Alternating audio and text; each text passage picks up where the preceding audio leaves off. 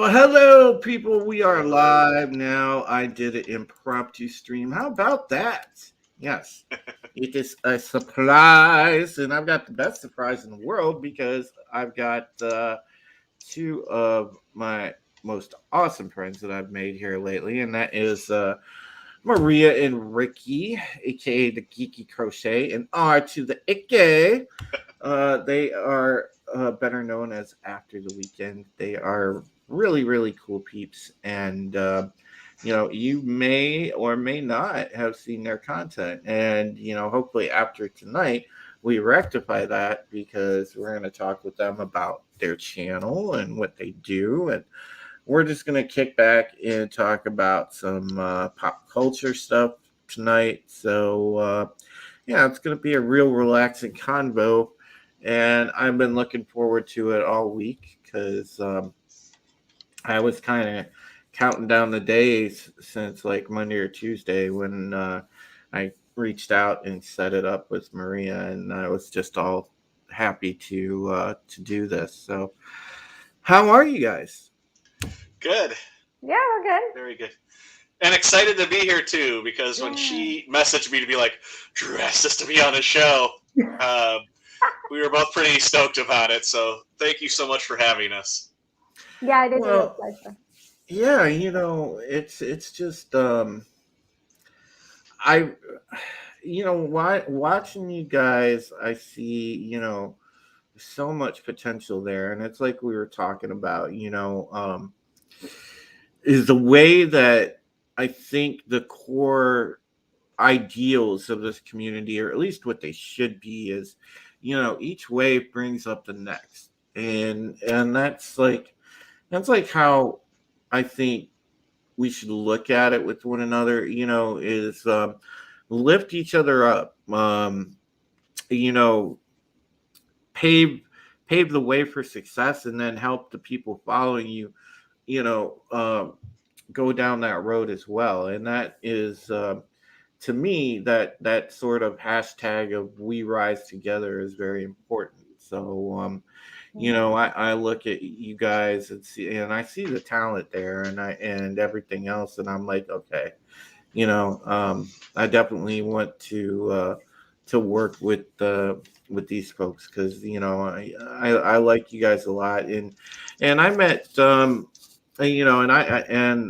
God, how was it exactly, Ricky? Did we meet? Did we meet on Twitter Spaces for the first time? Because I believe that's where I met you. Yeah, I want to say one night I was doing that, and Maria had been on earlier, but you had popped in, and I know I had seen you before, though, on Twitter in the community. And I don't know if you came in before or after, but Poly Latino Slant came in. I was talking to him, and then you jumped in and started talking too. So yeah, that's kind of how I got introduced to you through that. Yeah, and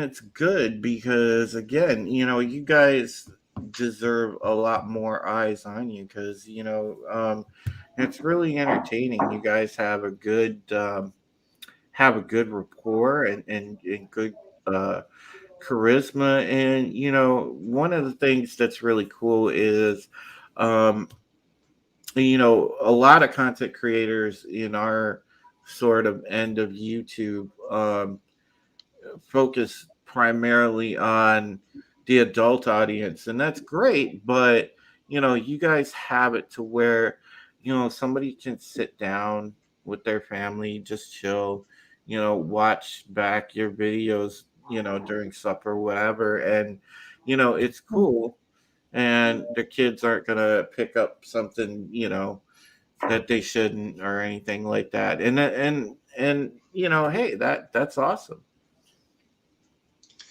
Thanks.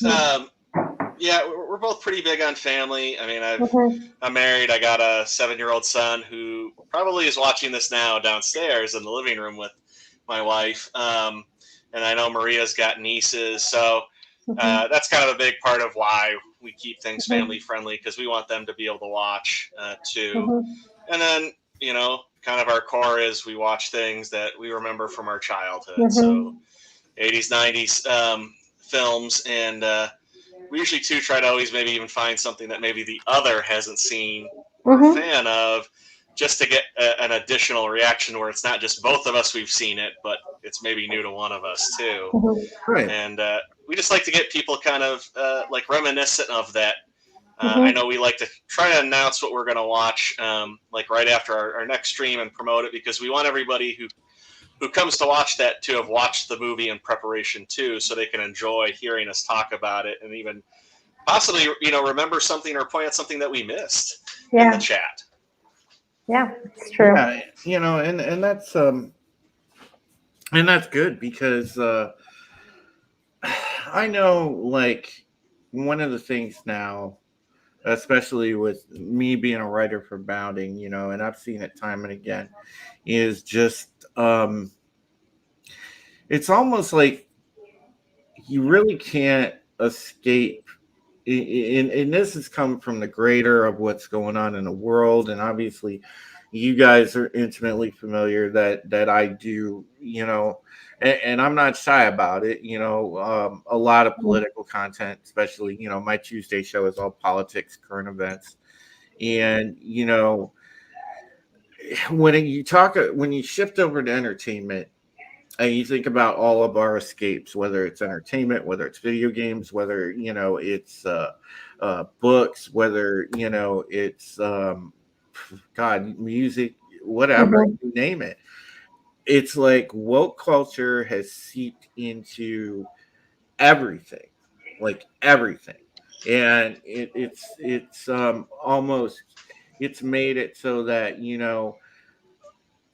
I think they've taken a lot of beloved franchises, properties, titles, where they've descended on it like locusts and just sucked all the good out of it, and all that's left is this husk, like a name on it, but the franchise is unrecognizable, and that is so sad these days.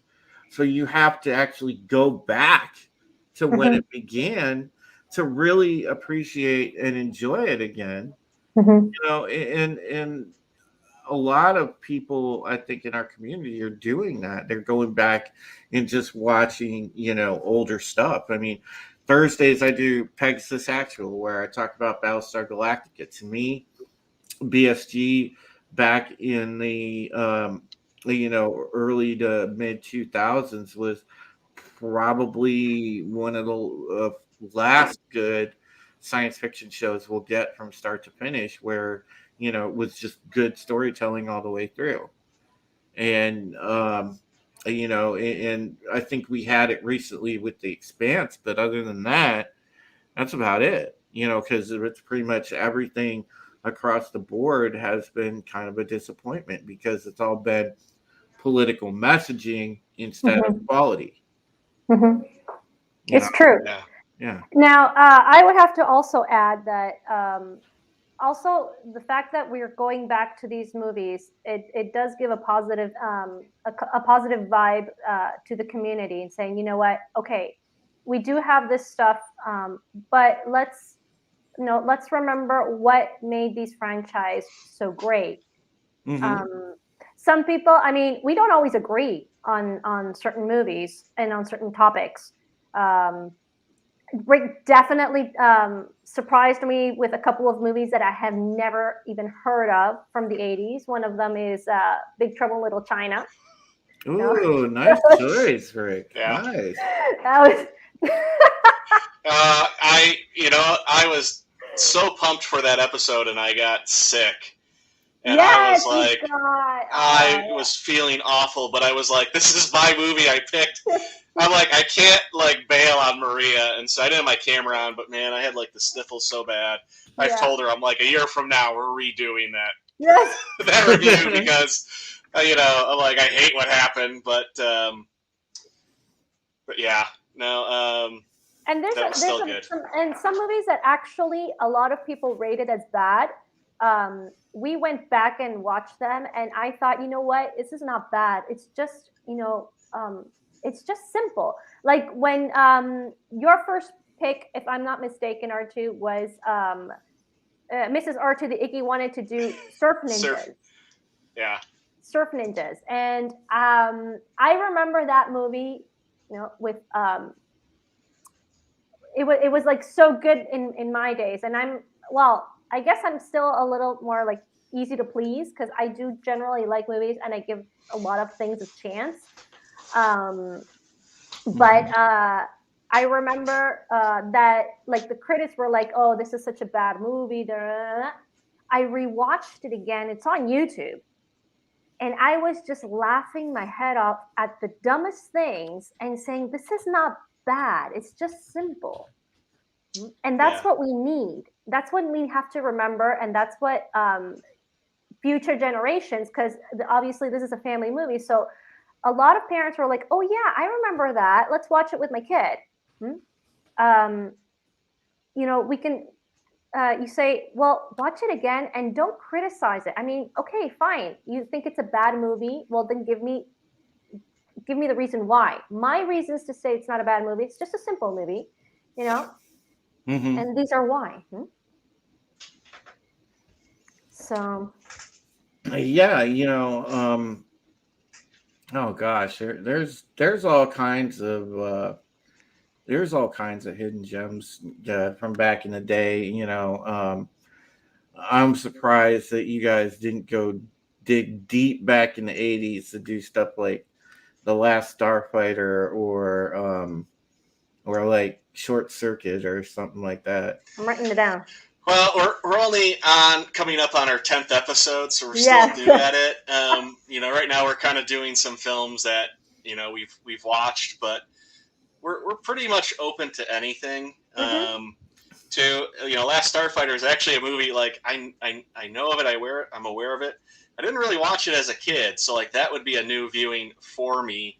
And we've done somewhere like when we can't decide on something, we've done some viewer polls, and we might even do that too, where we'll do a poll where we'll actually pick movies neither of us have actually watched, but we know are big, from the 80s or even the 90s, and see what comes up, and we'll watch them and review them. The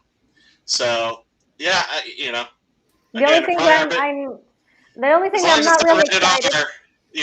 We'll review it. Pretty much is it. So I just have to state, I'm not that excited, though I will do it with Gremlins. Oh, nice. Oh my god. Maria is not a fan of Gremlins. Well, I may not subject her to that one. Maybe that one might get saved if I just don't she goes on a vacation or something. The spiky critters. I would say what's up to the chat real quick, and then we'll get into some more stuff. Hail, Lopger, the Demon King of Inferno. What's up, buddy? Hail to my buddy Tehillim 29. Hail, JT Gunter. Great to see you, sir. Oh, hey, JT. And JT made our logo, by the way, so we love JT at After the Weekend. Low Spec Linux Laptop. What's going on, Low Spec? Great to see you, bro.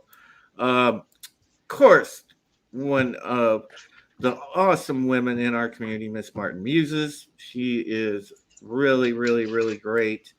I was on a stream last Wednesday talking about crochet. Yeah, she's really awesome, and she's so supportive of everybody, man.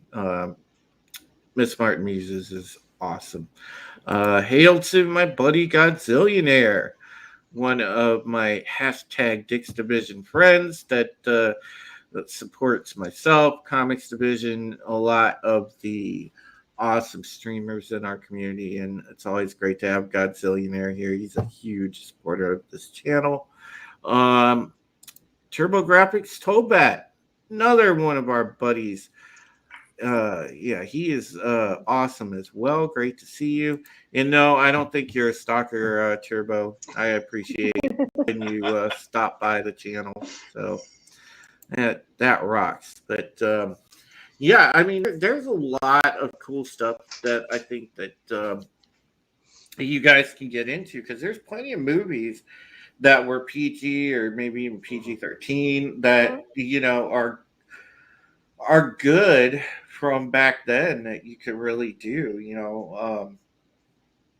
I'm We did a surprised that we you did a did. good one with Willow. Willow was a good Yeah. review.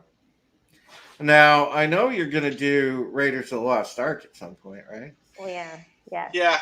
Oh yeah, we are. It's funny you mention that because it was on sale during Black Friday. I had bought the Indiana Jones movies on Blu-ray. I just got them today. So Nice.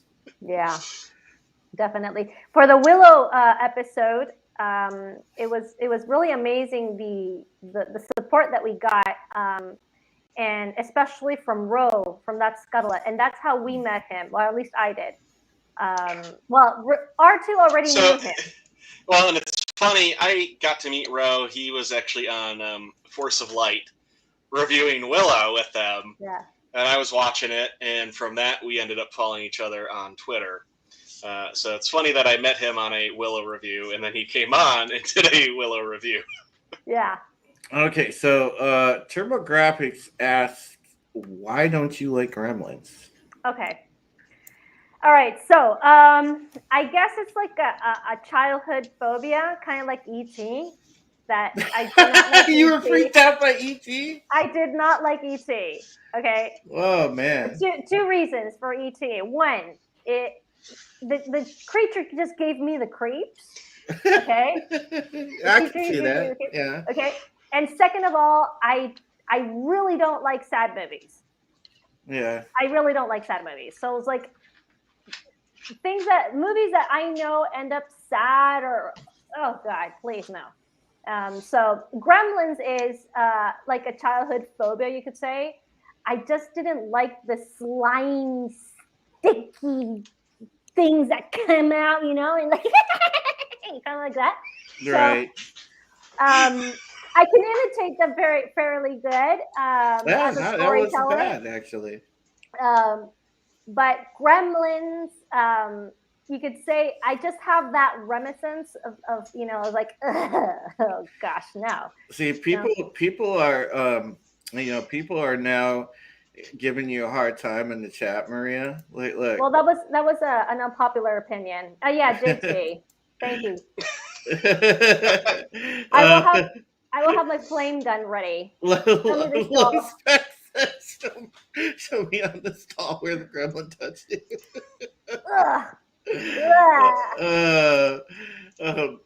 TurboGrafx says, I saw Gremlins in theater when it came out. When we got home, I was looking everywhere for a gremlin to be my friend. Oh man. So no, it's all good. It's different strokes for different folks. I totally get it. So yeah. For example, Aliens. That's a movie that I cannot watch. And it's not like, I know a lot of people like it. It's a really loved franchise, but I don't know. Just like, I think the worst Alien that I despise is like the face hugger, which I know somebody is making, like literally crocheting it.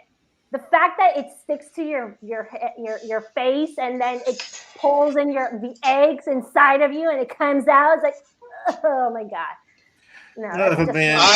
And the funny thing is, I love Alien and Aliens. They're some of my favorite movies. Well, you know what though, Rick? Come on, I know that you have to agree with this take. Like both, like the whole franchise, and then when they finally crossed over and did ABP. They've done all those movies to death, bro. It's oh yeah. It's like I don't disagree with you. But I love those two, and then I actually want to say like the director's cut of Alien 3 is Alien 3 was kind of underrated. It wasn't bad. Yeah, but that one had a little bit better, the original story planned for it, but. Yeah, the fourth one and all the other ones, and then even the two new Ridley Scott ones are all like really big disappointments. I'm very disappointed we never got to see, and probably never will see. Yeah. I apologize if I say his name wrong, but Neil Blomkamp's, Yeah. Alien sequel. I mean, Yeah. that sounded so exciting.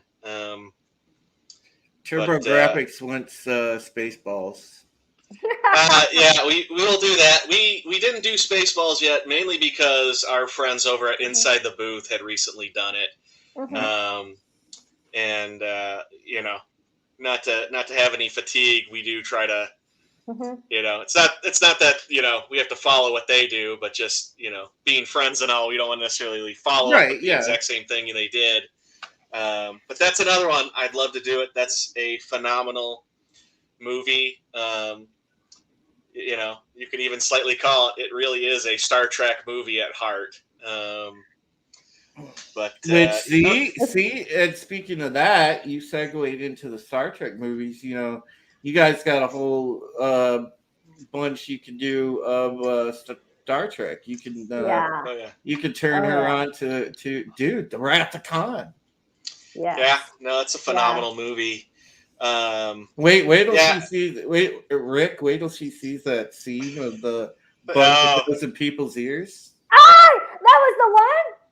Oh God, no! I remember that. Oh yeah, oh my God. That thing looked like something I used to feed to my pet geckos when I kept them. I remember that scene. I just didn't remember the movie where I watched it. Okay, now I remember.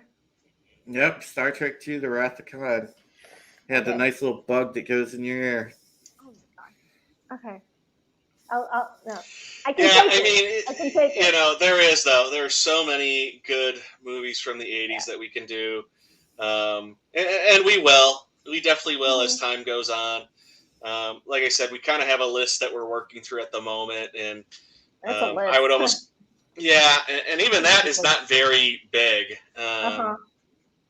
I think we each have about 10 things on there, but that's 20 episodes right there. Yeah, I mean, if you start bringing on guests, holler at your boy, because if you do, some of the Star Trek films, I'm down for that. Oh, I was actually just going to say, maybe, since I don't think either of us actually ever watched The Last Starfighter, and you mentioned that, maybe that would be a good one. That would be a nice one. To do where when you get to Star Trek 6, The Undiscovered Country, got to do that one too, because that's one of my favorites. And we will mention our list of people wanting to come on the show has started to grow too. Yes. So we are definitely going to have to start making a list of that, of people who want to come on and try to schedule that. But Drew, we definitely would love to have you on in the future. Yeah, so.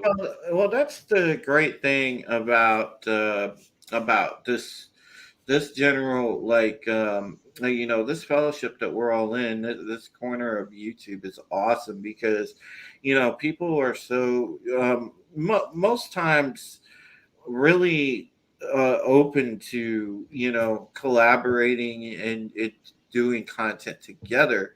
And in turn, it only helps everyone. And that's what's so cool about it, because, we get, those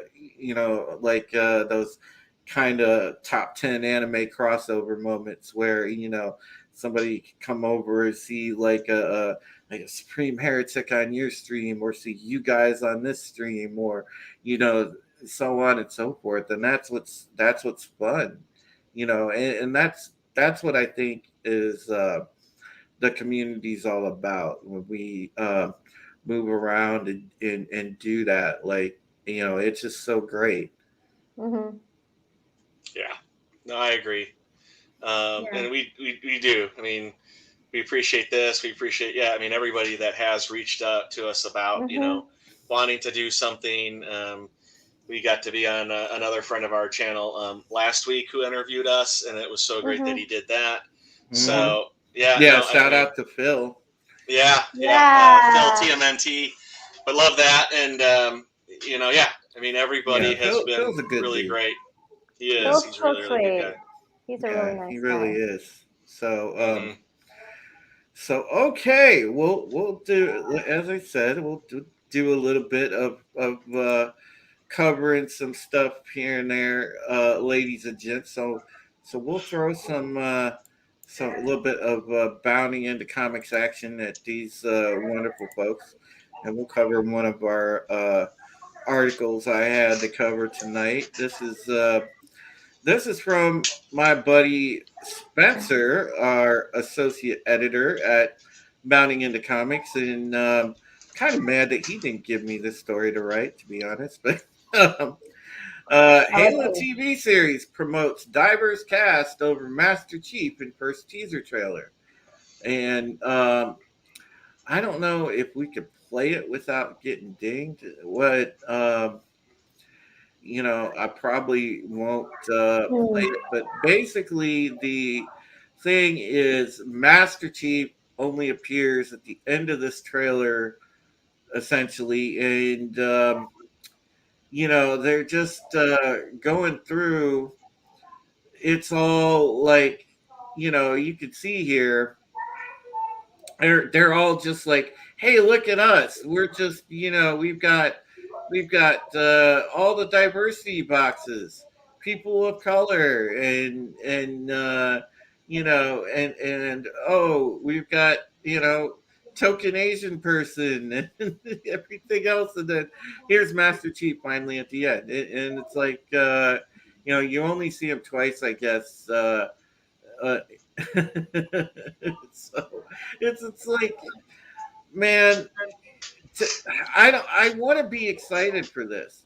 I'm a huge fan of the Halo franchise. I've played most all the games, and trust me when I tell you, and most of you out in the audience know, Halo has as big a universe in scope and size as any of our major sci-fi franchises.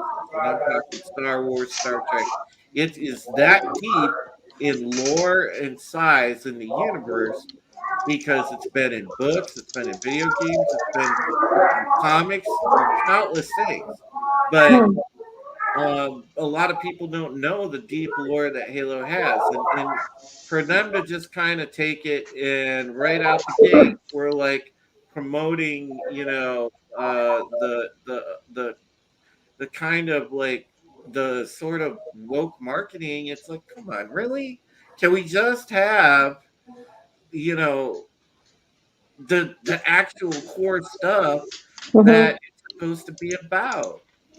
It's not, everything doesn't have to be ticking the diversity box. You know what I mean? So I don't know. What's your guys' take on that? I haven't watched this trailer yet, but I mean, I heard about this and I saw the picture and and even the description. I mean, it kind of makes me feel like they're almost treating Master Chief as like a transformer, and it's all these people around it, which nobody wants to see that. Nobody plays Halo for the characters around him. They play Halo for Master Chief.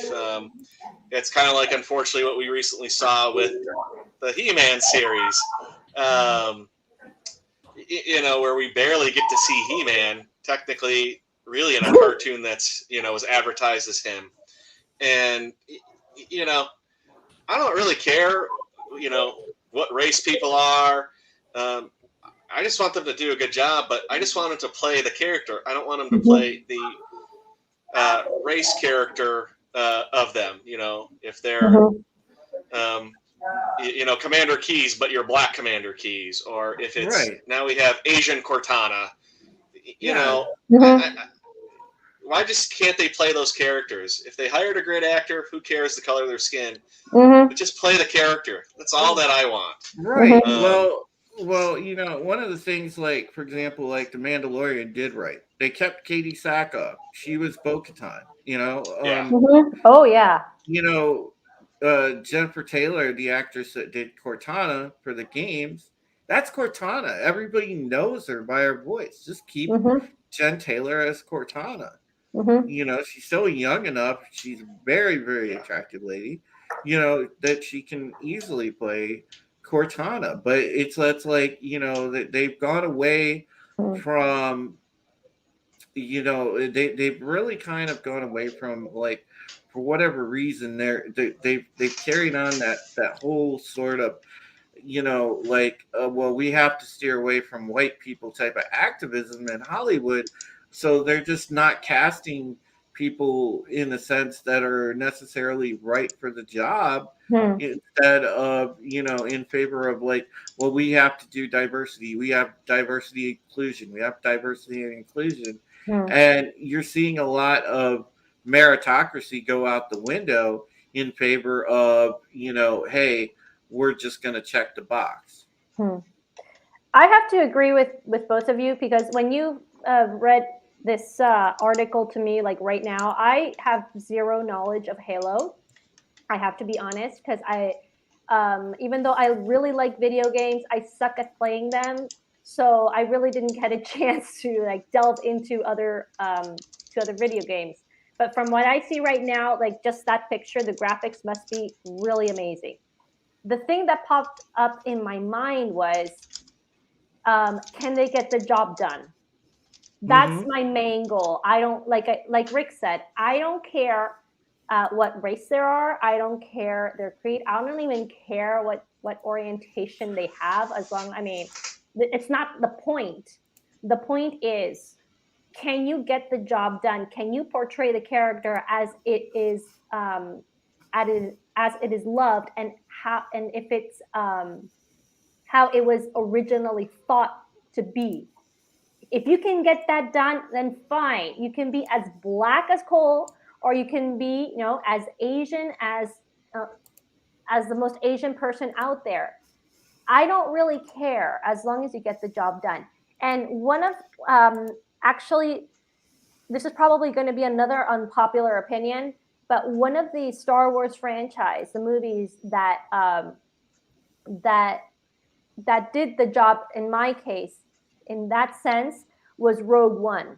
Yeah, and you're exactly right about that. So you had supposedly a diverse cast. The lead was a woman. She was British. You had her friend who was, what is he? He's some sort of Spanish Latin American guy, as far as I Mm-hmm. know. I don't even know the actor's name. And you got all these different people from different.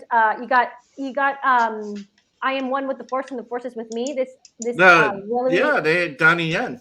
yeah, really awesome. Mm-hmm. And it was, I didn't feel like it was, spewing virtue signaling on me. It was Mm-hmm. spewing diversity. I was looking at characters that and actors that were getting the job done. And it was a great, in my perspective and in my opinion, and this is like totally free, I really liked the movie. And usually the last scene when I watch it, it really gets to me, because it's profound.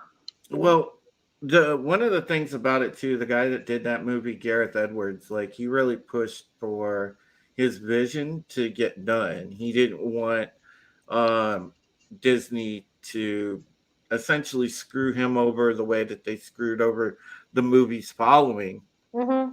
you know, and really just never let the vision really come out that, you know, the people wanted for those movies. Mm. And it was good because he's the one that did the first big Godzilla movie Mm. in the new Godzilla verse.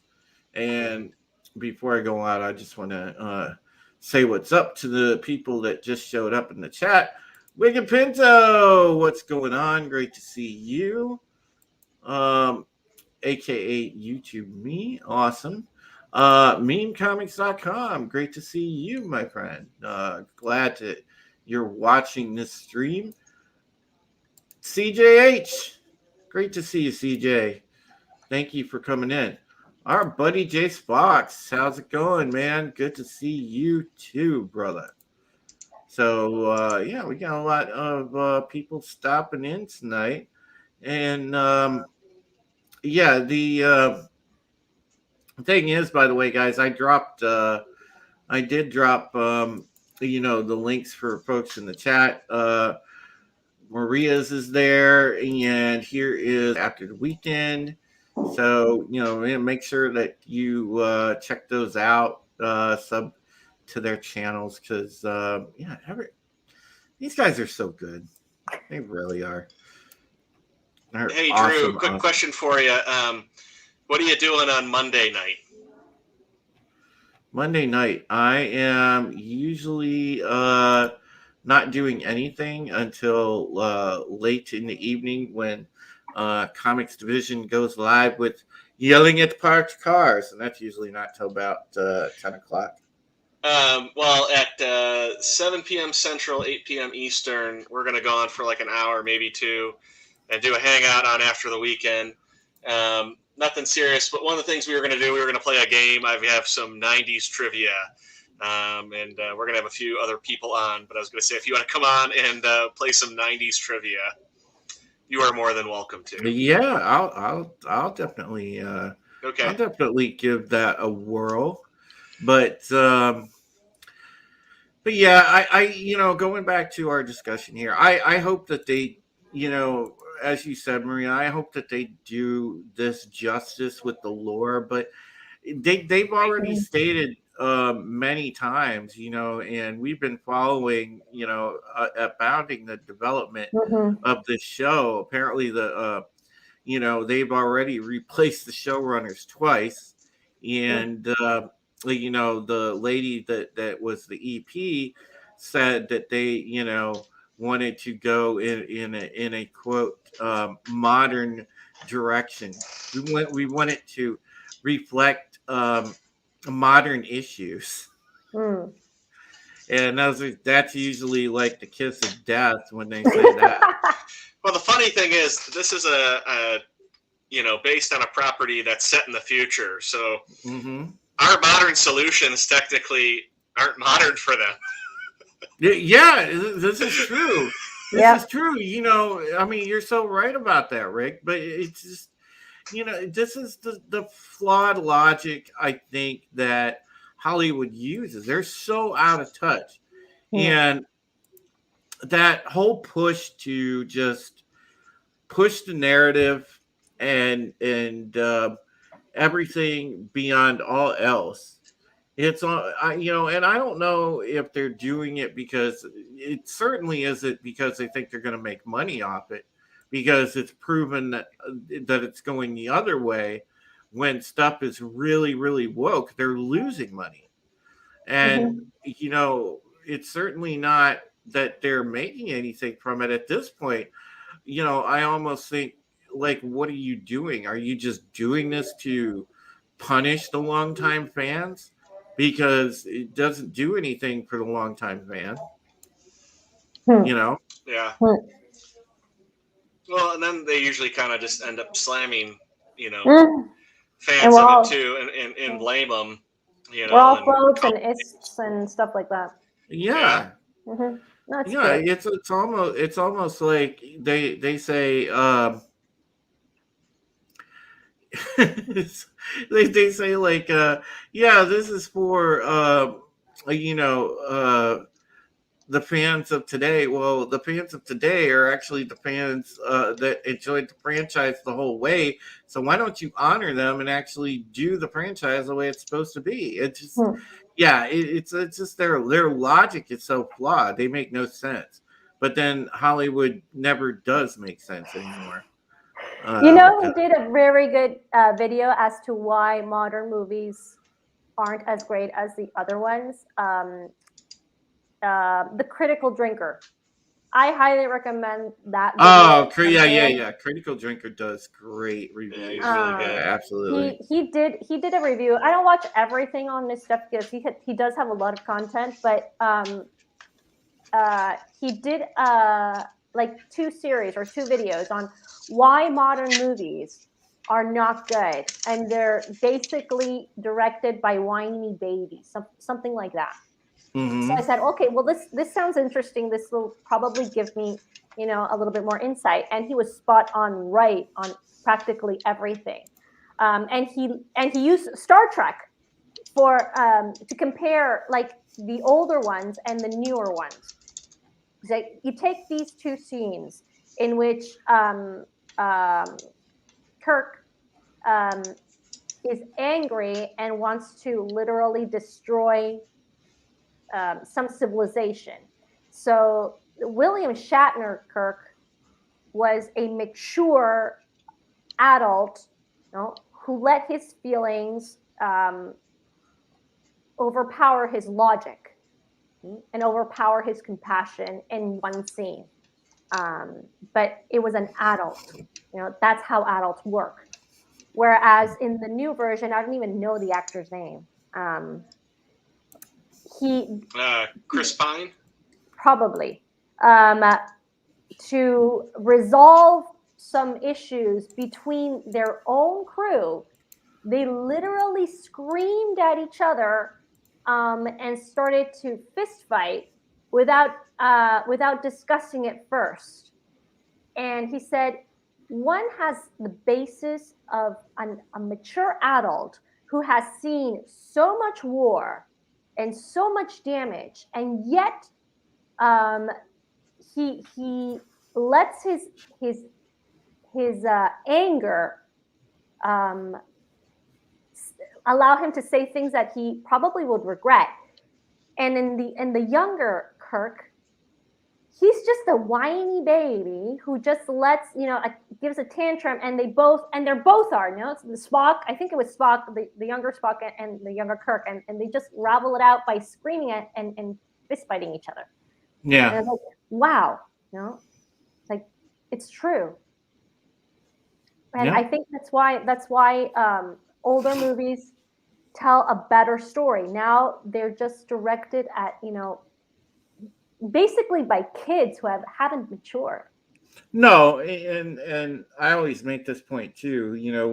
When we get into like the writers aspect, okay, a lot of the writers that they're getting are these kids that are that are activists really instead of writers. They're thinking with activist brain instead of writing brain. So they're saying, well, oh, this has to reflect this of social justice, or this has to reflect this diversity, or this has to reflect that, or it's just, it's completely skewed writing, and it's not. There's no sort of compelling thing where it takes characters in an interesting direction. Like, for example, they don't use tools like the hero's journey, which is paramount in like the character development of somebody like, you mentioned aliens, like for Ellen Ripley, or somebody like Luke Skywalker in Star Wars. They don't use those kind of writing techniques anymore, and it kills off any sort of interest in the project, because people don't want to see like just shallow characters. They don't, because they're going to check out quick. If there's nothing of substance to the character, people are going to be like, meh. Exactly. Now there's a comment in the chat that's pretty interesting. Wicked Pinto says, film courage. I think in terms of actual filmmaking is better because of broader guests. Drinker always approaches from the writer standpoint. Film courage is all about physical. Okay, fair enough. I haven't seen that, but I don't see a problem with Drinker taking an approach from a writer standpoint, because in the end, you're telling a good story. His format is different.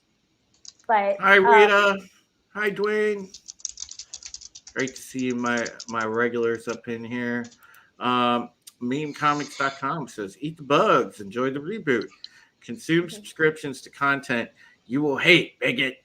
Oh, and also, we really care about everyone, but if you don't agree with me, I'm going to cancel you and burn your business down.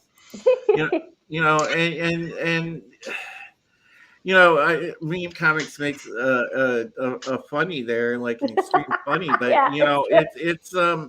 it's true in a degree, because of the fact that they're like sitting there disrespecting the original audience for a lot of these franchises, and that really does bother me.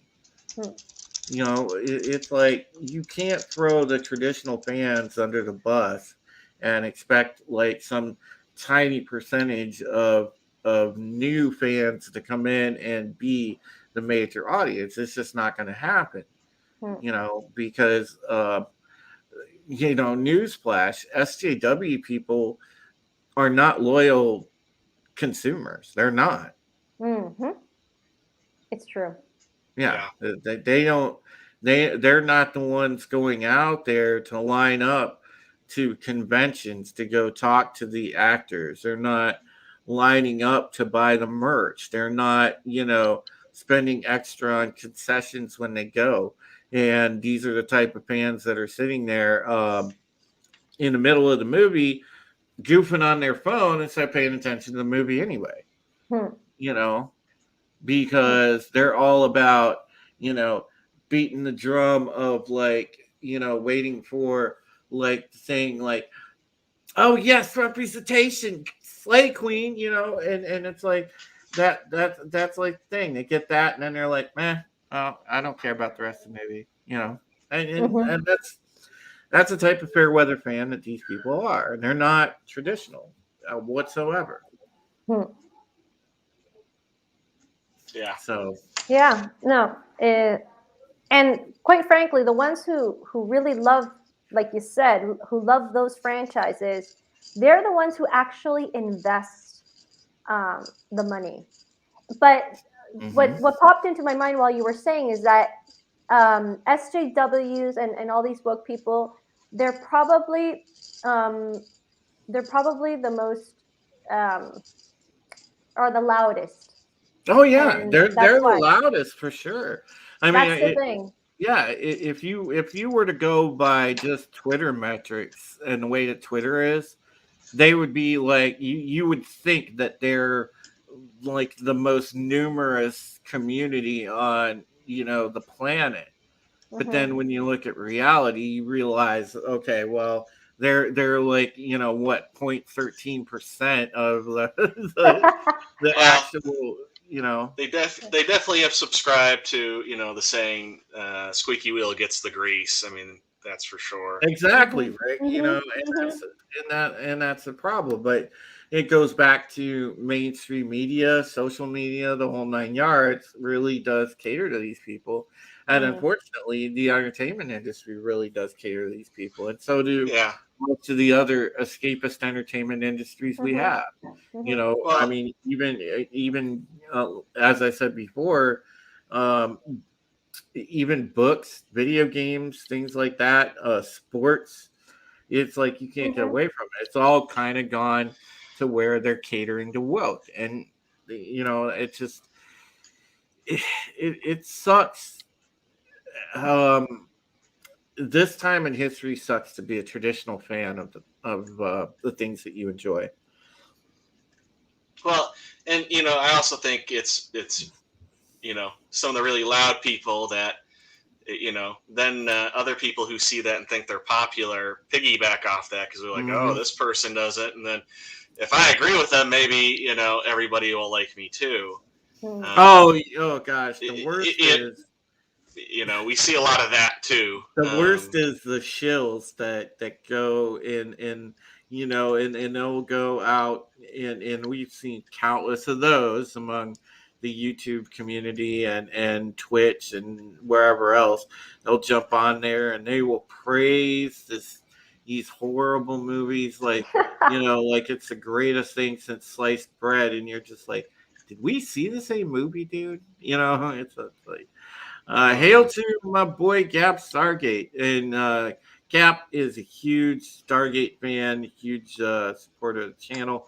And again, I appreciate that Gap loves Stargate because, man, I used to love watching SG1 and Atlantis. Yeah, that's when we Stargate was good. Maria and I have a pretty good friend who she loves Stargate. Yeah. That's Dreaming Tabitha, and Yeah. on her website she built a Stargate gingerbread house and like Yes. melted I want to say like Jolly blue Ranchers. Jolly Ranchers to It's make blue the Jolly Ranchers. portal. Yeah, it's amazing. Yeah, she's a huge Stargate nut. Anytime I find anything Stargate, I'm like, ooh, Tabitha, look. Yeah. Yeah, I really like Tabitha. She's good people. She's a nice, very nice person. Very, very nice. Yeah, she's very sweet.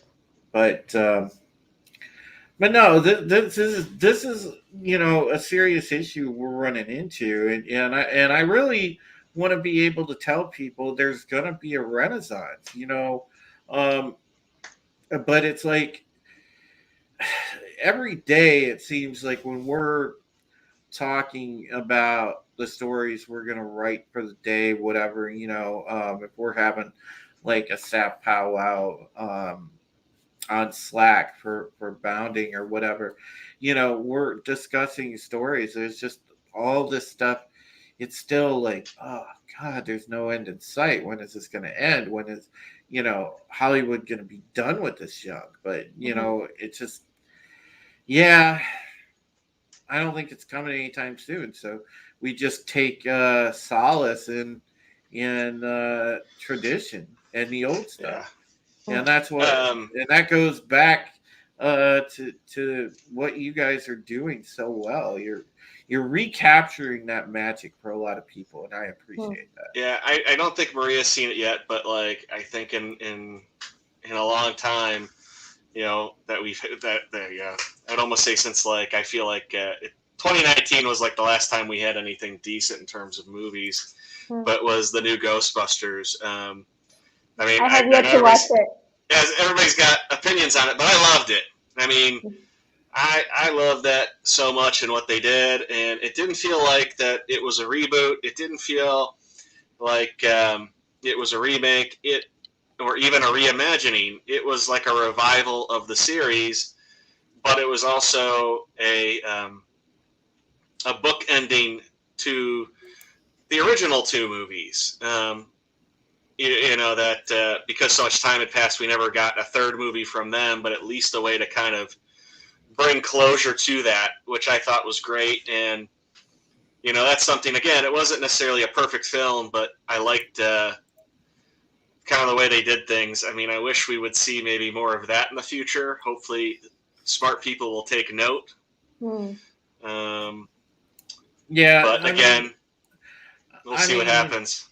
Yeah, and Rick, I saw recently, because I know that you guys talked about Ghostbusters Afterlife. I saw it, and and it was special to me because especially like Maria, the story that's personally me and my mom, what's going on there, and being able to actually get her out of the house for once. I took her to see Ghostbusters Afterlife.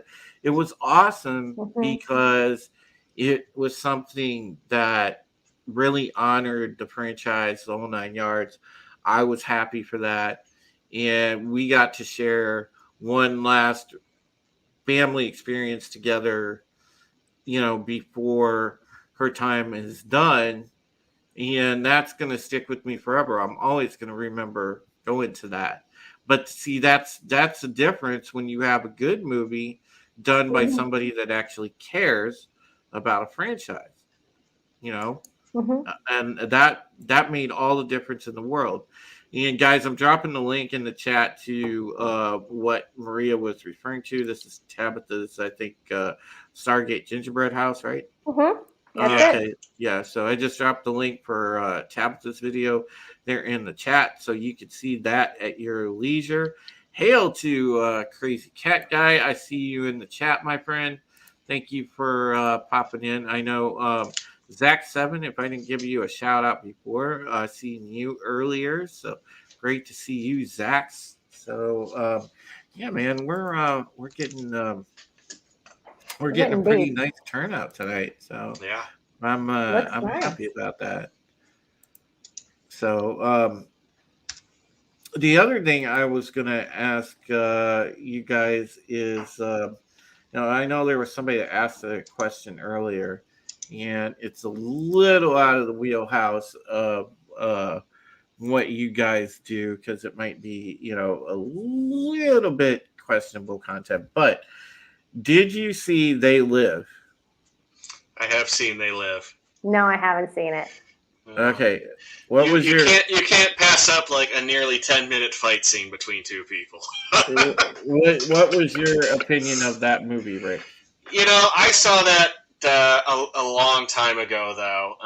If I had to kind of guess, gosh, I mean, it's probably been 18 years since the last time I saw it. So when I viewed it, we really didn't kind of have a lot of the things that were going on today. But I feel like, yeah, if I were to rewatch that, there's a lot that would really strike a chord with what we're seeing. You think?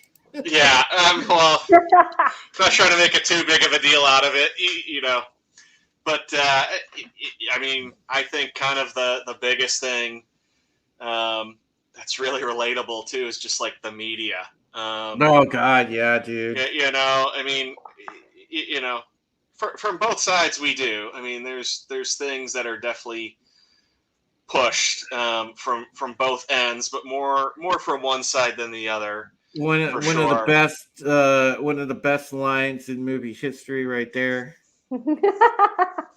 Yes, absolutely. But yeah, I mean, it's definitely eerie, to watch something like that today with everything going on. Yeah, it is. I certainly don't think that we've got grotesque aliens amongst us. Well, I don't blinders know. On. I don't know about that, huh? Certain people have those theories, but the funny thing is, but definitely the metaphor of what's going on. I mean, yeah, it's intriguing. Yeah, that's for sure. And well, I wonder about stuff like that, Rick and Maria, because you think about movies like that, or like, go all the way back to like 86 or 8 or was it 85, maybe Red Dawn, the original Red Dawn. And you think about things like that, and it's like, did they know something back then? Is this like predictive programming? I mean, there's been people that have said, like, God, we could go down a whole rabbit hole about that, like The Simpsons calling out like events that just happened, like, well, uncanny. even with some of those things that have been predicted by The Simpsons in a way. Some of those things, though, don't seem like something that they would really want to predict or come true. I mean, like, I love The Simpsons, but The Simpsons today is not The Simpsons that we grew up with at all. My wife will still watch The Simpsons today, and she's like, it's, ridiculous. Like, it's so vulgar. Like, they're trying so hard to be edgy. And, like, for example, clearly the people who are writing The Simpsons are not Donald Trump fans. So why they would want to predict Donald Trump and be right about that, I don't know. It seems like a weird thing. If anything, if they were going to predict it, they seems like they would really want to warn everybody about it, like, don't let it happen. So I think a lot of those things are just very coincidental. I mean, it's kind of like what we see if anybody follows, right, like the Babylon Bee. And some of the things that they've written in the past that have popped up today where, those guys are just, they're like... They're clairvoyant. I mean, they're just trying to, like, make an extreme joke. But it does. I mean, some of the things that they've said, it's like, holy crap, we're seeing this. Yeah, I know. It's funny because some of their posts, they wind up like it's supposed to be satire, and they're like, wait a second, this ain't satire anymore. It is. It's like 2 years later. Yeah. And it's, if anything, I would go, stop making those jokes, because maybe that's what's bringing them true, too. So, I think if that's, in the sense of it being they were trying to tell us something, I don't think that's the case. But it's just one of those things that, sometimes reality can be much stranger than fiction. And I think we're seeing more and more of that today with That's so true. kind of what's going on. And, it's it's one of those things. Like, I don't believe in a lot of conspiracy theories. I like conspiracy theories. They're entertaining as heck. But at the same time, I also feel like there is a sliver of truth to all conspiracy theories. That's how they start. They take the truth and they start adding on to them like a game of telephone, right? We all played that as a kid, where you say something and then goes around the room. By the time it comes back, it's entirely opposite of what you said, other than there might be one little bit in there that came from the original. So, you know, I would probably say I believe a little bit in that, but it is just wild, you know, a lot of things that we see. And, you know, in my opinion, it sucks too, you know, at the same time. I mean, it's amazing and it sucks, and I hate that things are like the way that they are. I wish they weren't. I really kind of hate. I really hate seeing all the hate in so much people today, and you know, people, it just feels like are just trying to look for anything and everything as some kind of negative thing or some way to twist it as this is what they really meant, when couldn't be farther from the truth. Well, you know, there's the sad thing is, and this is why, you know, I think it's a big deal on the Tuesday program that I do it, you know, because there are a lot of people that ask me, like, well, why did you go in the direction of politics when you could have just, you know, had kind of just an entertainment only type of deal with your channel? And I said, well, you know, when you have people like me and John Talks and Nina and Wes Moody and people like that, I think a part of the passion that drives us, and, you know, even being a journalist, I want to just get to the truth. You know, I have that burning desire to ask the right questions and get to the truth. Like, I'm one of those, like, constantly question stuff guy. You know, I want to get to the truth, and if I can, you know, I guess break the spell that has people kind of spellbound right now, you know, wake people up, maybe is the better term. I want to do that along the way, you know, and so that's why I made the choice to go largely in that direction with this channel. But, you know, it's like, you know, I think finding the truth is one of the most noble of goals that you could have. You know, and entertaining people as well. And that's why, you know, I like the balance that we have, people doing both of those in our community, you know, and that's what's great about it. Hail, Master of TDS, I see you in there. Great to see you in the chat, sir. Good to see you, buddy. Sam Mathai, great to see you as well. Hey, Sam. Hi, Sam Mathai. Is like, he's so supportive. Also TDS, but Sam is really special because he is 9 hours ahead of us, and so you can probably. He was Maria's OG Unlocking Lore fan too. So nice. He's very important to her channel and our new channel too. We love when he stops by. Yeah, see, that's great. Maria, that's you in the chat. That's me. Right? That's me. Unlocking Lore. Okay. Yeah, that's my storytelling channel. We did do a few after the weekend episodes on there just to start off, because we didn't have a channel, and then just to see how it would, you know, how would it evolve. And you know, and if it wasn't like that big, we were just gonna leave it there. But as you can see, a lot of people have been watching us, and now we have obviously R2. I do have privacy on that channel, and we wanted something together, something that we can both get into. So No, TDS, well, you are supportive. It's just that he was there from the beginning. He was there from the beginning, and he's at 5 a.m. in the morning. He wakes up at 5 a.m. just to listen to me. So it's not that. You gotta appreciate that dedication. Certainly, yeah. And the reason we just started with Maria's channel too is we were just like she said, trying it out, and even like schedule. Could we make it work? And the other thing too, we've always said like, we want to do this as long as it's fun for us.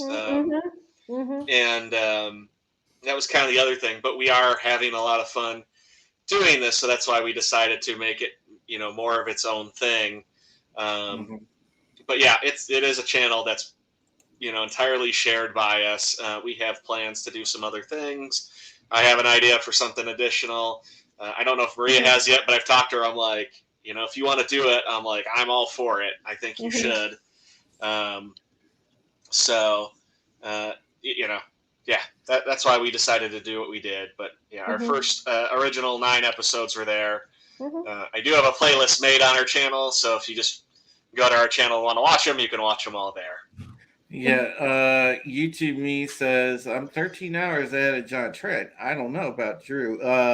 Yeah, you're 13 hours ahead of me too. So yeah, you get a special shout there, Wicked Pinto. It's a Wicked Pinto. So, yep. That's so there's your special shout out, buddy.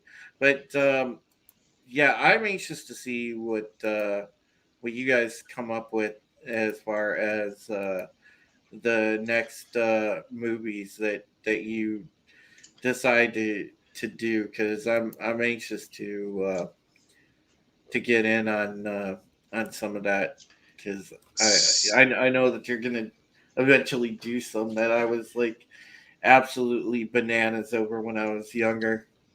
Well, so after UHF, it's Maria's pick. I don't know if she's decided, but I did already tell her, like, well, after you do that, I think my next 3 picks are going to be, I really want to do the Naked Gun series. I love Leslie Nielsen. For our first one, though, we already do have a guest. Somebody has reached out and asked to do it. Bro, you need to do, if you're going to do like funny movies, man, you need to do Hot Shots. Yeah, that's another one that would be Hot Shots and Hot Shots Part 2.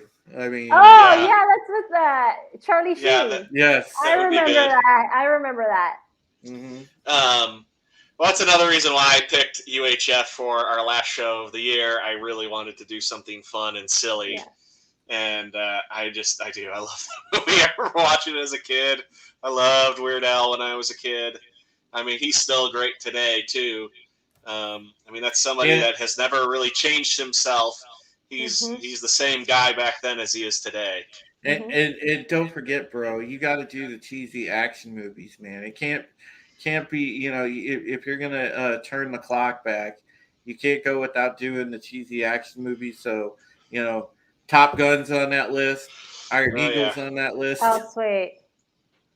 Well, we've got, not only that, but like I think of like the Karate Kid movies. Yeah.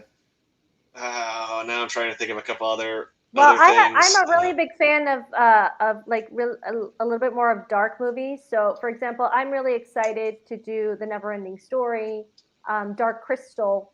I loved when we did our Labyrinth episode too. Was so good. I know. Yeah. We loved. That was a good episode. I loved watching that as a kid. Yeah, that one was a blast to do. Dark Crystal. Wow. Yeah, I remember that. So, and it's definitely different from Gremlins. The puppetry is completely different. So for example, I enjoy the Dark Crystal so much more than Gremlins. But anyway, I do have those on my list. I'm also a very, very big fan of like movies like Dance with the Wolves, Last of the Mohicans. There's another one on the list. I have on the list The Last Unicorn.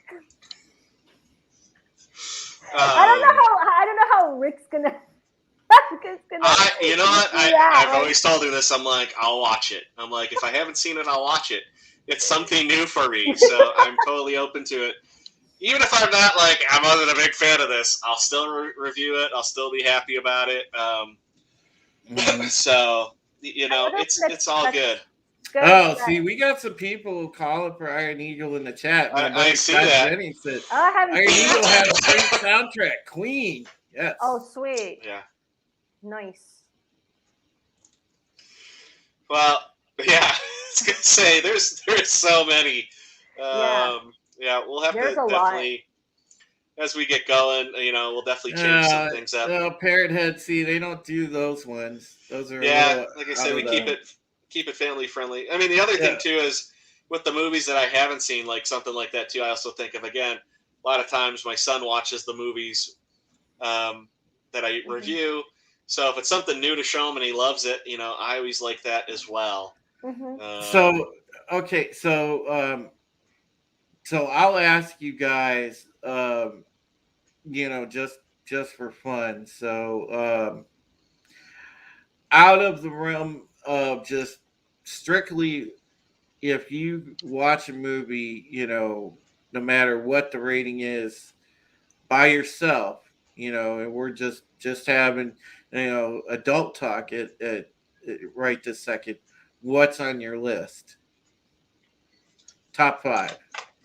Of just movies we like, top 5? Just guilty pleasure, you know, regardless of rating, you know, probably, you know, some stuff that you wouldn't be able to do on your channel by your own guidelines, but just the stuff you personally like that you probably couldn't, you know, throw on the channel, but you still really enjoy.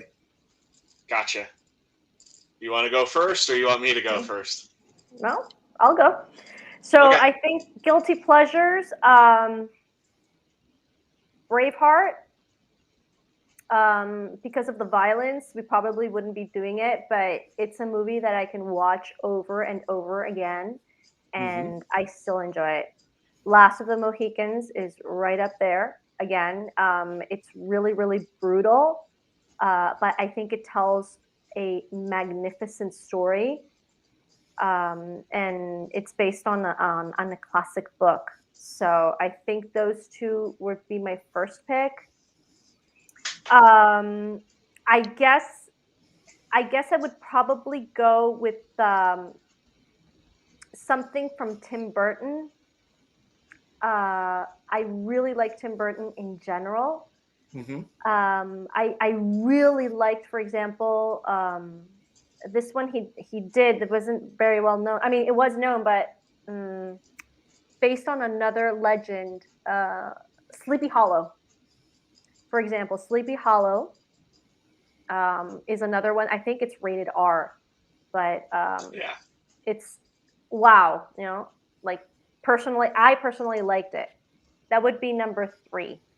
I would have to think a little bit more as to what other movies, because I usually like very, very family-friendly movies. I'm not really into horror movies myself.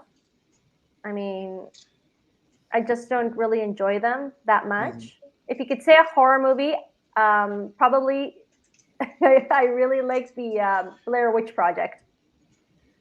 You know, Maria, I will actually defend you on that, because I remember when, you know, because the common criticism of the Blair Witch Project is that, you know, people did not let there's a lot of people that bag on it because it started the stupid found footage storylines for a bunch of movies that followed it, and the shaky cam was stupid and this and that. But I honestly thought, especially when I saw it in the theater, I honestly thought that it was rather creepy, rather scary. I still take I take precautions with that movie.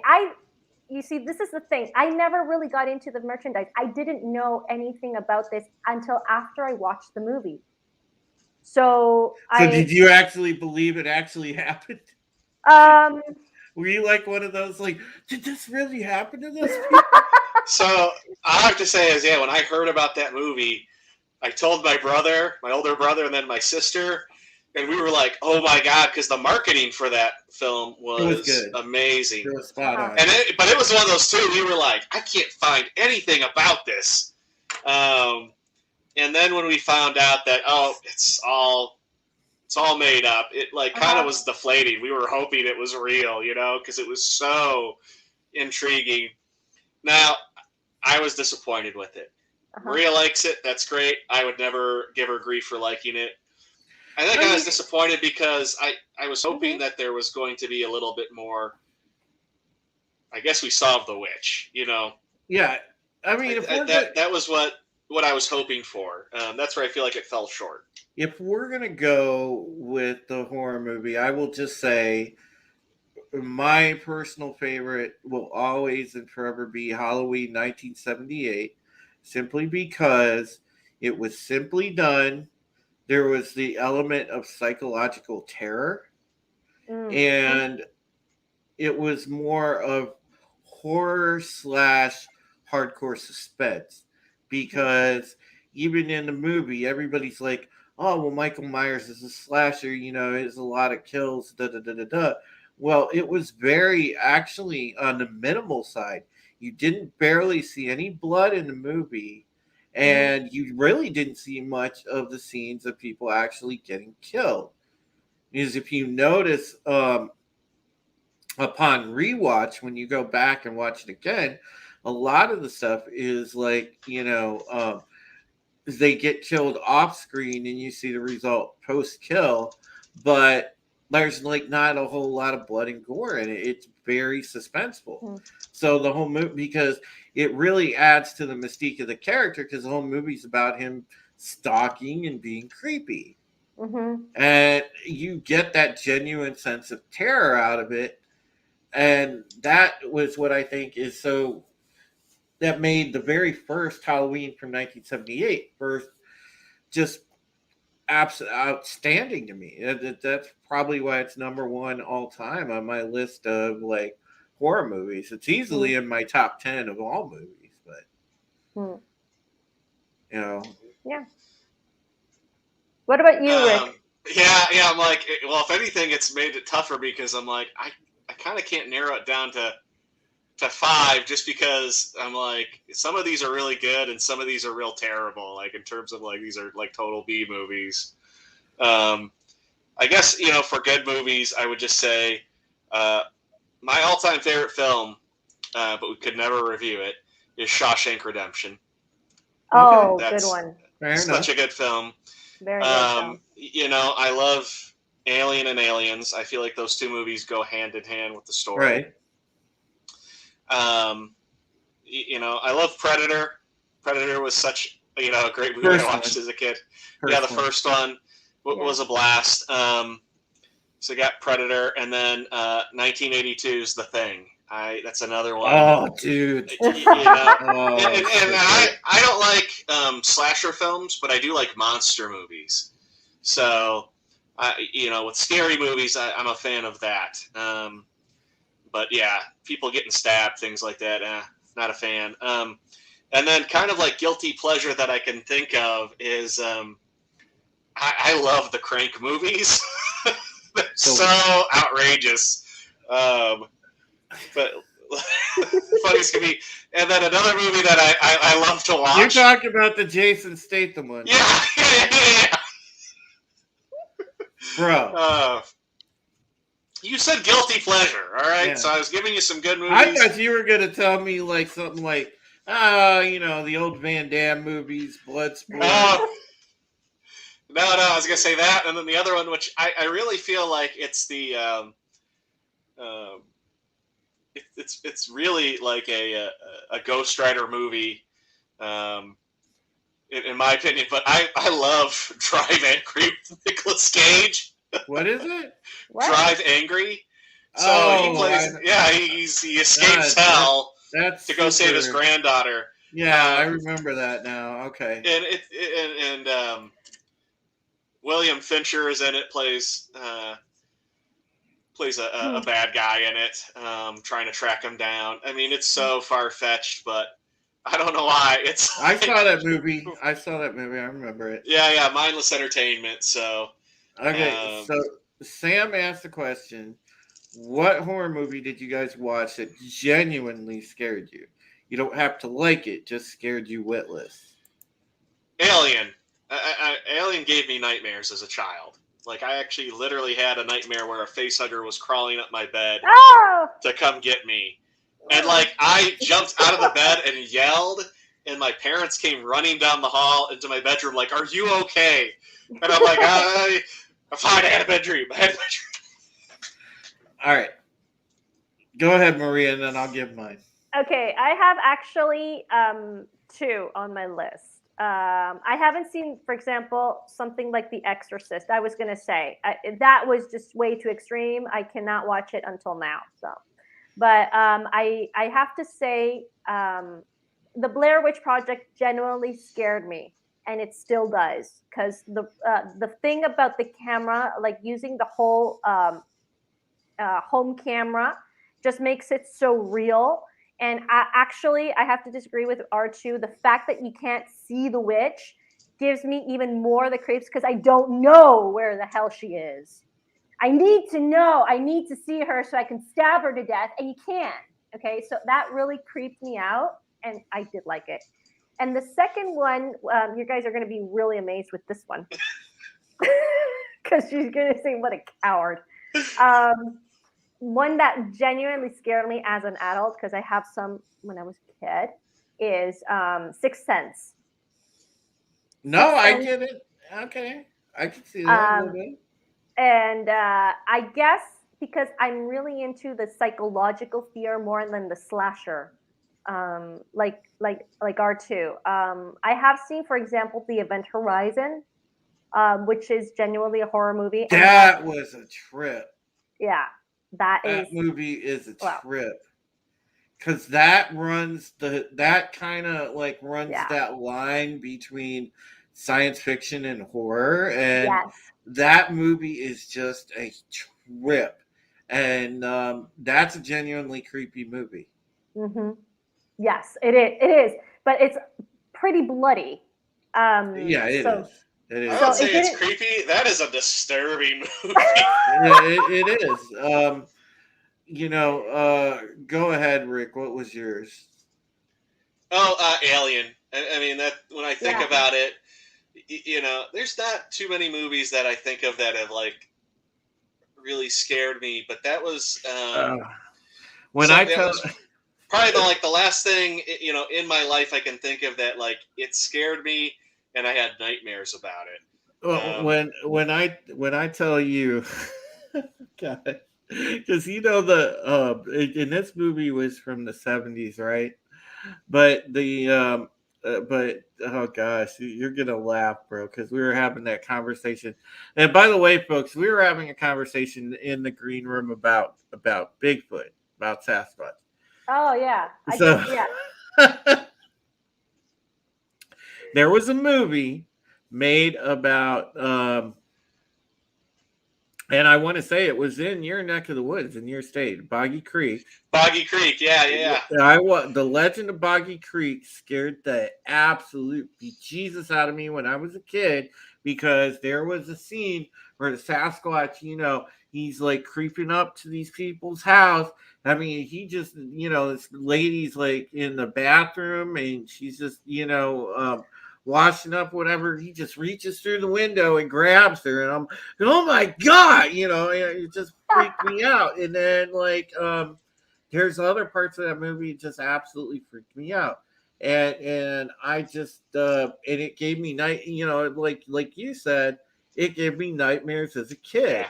And I still have this crazy recurring dream of being chased through, the woods by a Sasquatch. Yeah. No, I mean, I forget what it's actually called, but out here too. But that area is, I think, 2.5 hours south of where I am, maybe 3. where that's Wow, at. that is an interesting piece of trivia, actually. Yeah. There's actually, I want to say, a Bigfoot museum out there, and I got a nephew who loves Bigfoot, believes in Bigfoot. I'm like, I'd love for it to be real. I don't know if it's real. That's my feeling on Bigfoot. I think I was even telling Drew, I'm like, I actually have a Bigfoot sticker on the if back of my you car. had the opportunity, because, I don't know if you're a person that's outdoorsy, that's kind of used to it, but would you, if somebody said, hey, Rick, let's go squatching, let's try it out, would you go? Would I do it?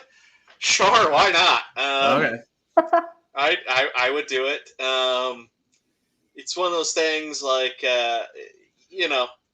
I think it really depends on who I went with and how serious I might take it. Like, if they were, like, overly serious, I might react like, what are you doing?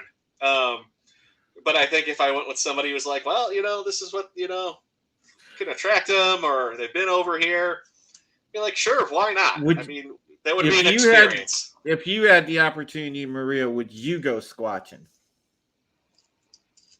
I really don't know. I mean, I probably would, but more because I really like hiking. Okay. And going into the woods more than, kind of searching and well, I guess that. Here's my thing, Ricky. If I went, number one, I'm sorry. I just know I would be strapped, dude. I would have to have. I was just gonna say, am I allowed to bring any of my firearms with me? I would be strapped, because on the off chance that, okay, maybe this thing is real and there's like, I run into a possible 11-foot tall, big hairy beast, I'm probably gonna want to have a sidearm. So okay. Because it's just like, I would definitely go with Ricky because he does have a nice set of firearms. Yeah. And I would probably grab Mrs. R2 just for like self-defense, maybe. So I would definitely go with those two. Yeah. Hail, Dreaming Tabitha, great to see you. Hey, Tabitha. Tabitha. So Yes. wonderful. Yeah, my thing is, I would have to at least have a sidearm, because I'd be like, if I ran into one of those things, I'd be like, pop off a couple shots and run like heck. I'm not going to stick around to look the thing in the face. Yeah. The other thing too with Bigfoot and like talking about scary stuff. There's actually, though, this wasn't a movie, but this did scare me the first time I saw it. And I watched this when I was like 16 years old, and it was a Peter Graves hosted this Bigfoot documentary. If anybody knows who Peter Graves is, he was the pilot in Airplane. Yeah, I remember that guy. Yeah. Yeah, and it's like Myths, Monsters, and Legends or something like that. You can find it on YouTube. I have a DVD of it. Mm-hmm. It was on TBS one early morning. Me and my buddy watched it. So I watched it early in the morning, but after I watched it, they had like these reenactments of like Bigfoot like attacking people in their house. There was one where a guy opens the door and there's somebody in the costume standing there. And for like a week after I watched it, I was freaked to like be outside where I live. Jesus, man. So I take it back. That was the last thing that scared me. It technically wasn't a movie. It was a documentary. Hey, from the 70s. You know what though, dude? Yeah, I mean those documentaries, like when we were younger, especially, it was like, yeah, it scared the absolute bejesus out of you, dude. It's like, man, why they gotta make this thing like look so convincing? Yeah. Well, and one other thing with Bigfoot, another fun movie that we could review is Harry and the Hendersons. Oh, that's cute. Which is another fun movie from the 80s, and my son loves that, so that's another one to throw on the list. Yeah. Well, yeah, I would really, kind of love to see that. I haven't seen Harry and the Hendersons in a long time, actually. Which a fun fact is the guy who played the Predator plays Harry, Kevin Yeah, Peter Hall. Yeah, Oh, that's yeah. yeah, that's pretty awesome. See, dude, you are. I love the fact, Ricky, you are a fountain of useless knowledge. I am. It is so funny you mentioned that because, like, since I was young, my parents are like, if you ever get on a trivia show, we're gonna be rich because you're gonna win it with all the crap you know. Yeah. So, guys, I just put again in the chat the link for Maria's channel, the link for the After the Weekend channel. They're there. I'll make sure after the stream's over that I go in and edit the description. Their links will be there. And yeah, we're probably going to wind it down because it's closing in on 11. I'm getting a little tired. God, I sound like yeah, a yeah. boomer. It's closing in on 11. I'm getting a little tired. But Well, if it makes you feel better, I usually go to bed at 10:30, and I'm no boomer.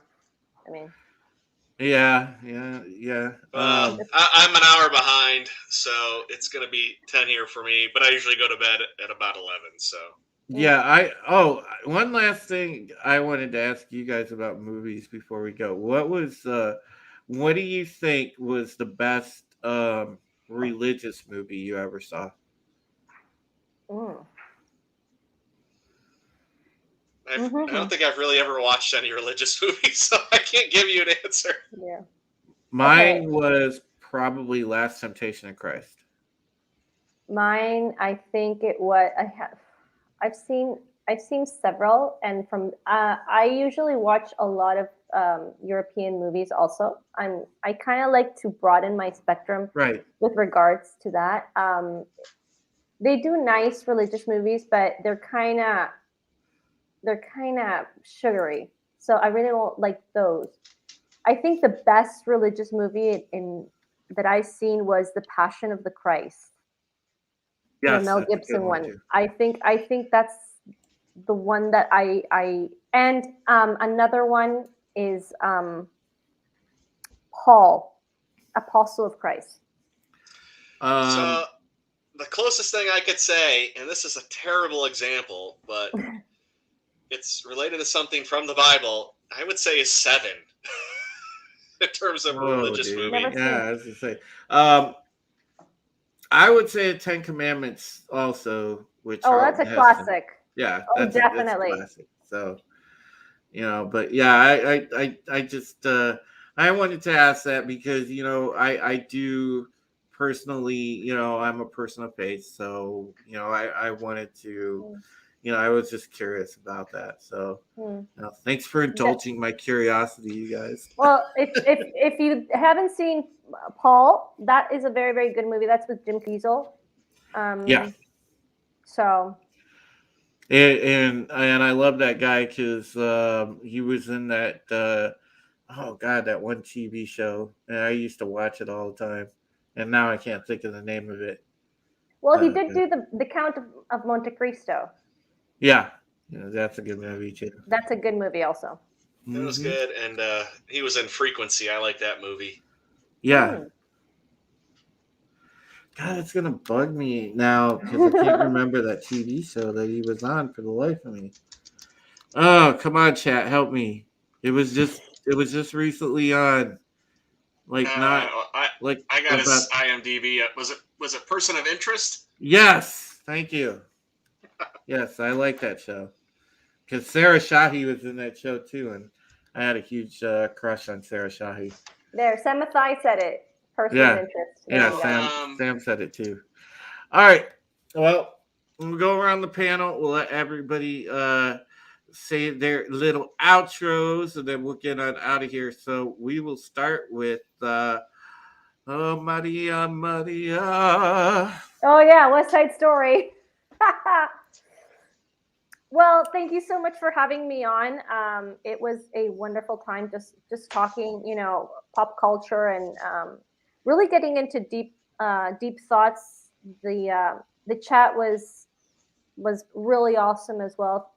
Love to see new names. Love to see old names supporting us. So yeah, just check out there. That is my Twitter account, the Geeky Crochet. Unlocking Laura is my YouTube channel, and go check out After the Weekend.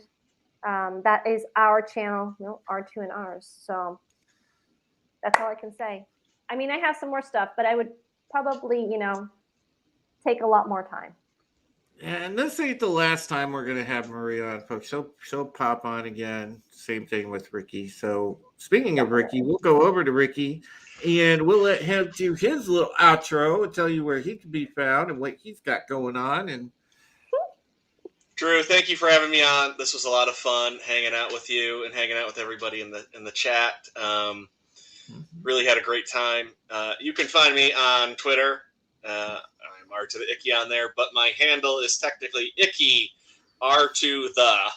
I couldn't get the exact thing I wanted, but yes, you can also find me and Maria at After the Weekend YouTube channel.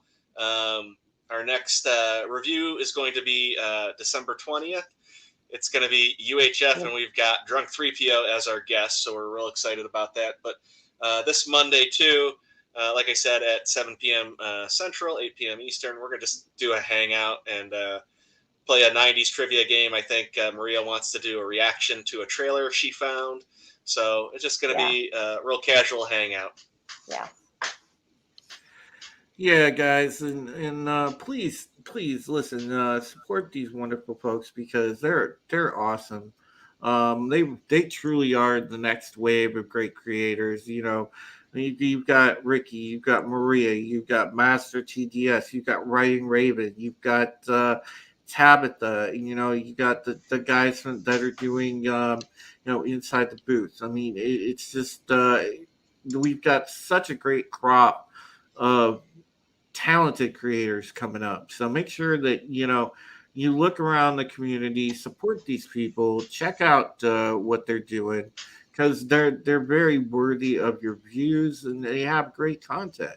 I think that's what we need right now is more great content, more escapes because hell, Lord knows our stuff right now, we're not getting any relief from Hollywood or the TV industry, that's for sure. So we gotta find entertainment where we can, and these folks are definitely providing that. And then after you get entertained, you can come over here and get depressed when I tell you what's really happening in the real world. Well, if you do, I will send you a nice, beautiful smile. There you go. Oh, look at that. No, hey, listen, guys, I'm super happy that I had Ricky and Maria on. They really are great people. So yeah, please do support them. I'll have their links in the description after this goes to replay. So make sure that you check them out, and I will see you guys back on Tuesday. And of course, Thursday for Pegasus Actual. You'll see me Monday probably on Yelling at Parked Cars. I'll probably make an appearance on Maria and Ricky's channel as well. So I'll be bopping around the community Monday. And then, of course, you'll catch me Thursday as well on Comics Division's channel for Thursday Night Throwdown. So, hey, no rest for the wicked. It's a busy week again. So until next time, take care of yourselves. Take care of each other. Have a great night, everybody. See you later. Good night. Bye. They think it's right to murder. They want to murder. Look at all the people, and they get a kick out of it. A sexual kick out of it. The whole thing, I think it's sick.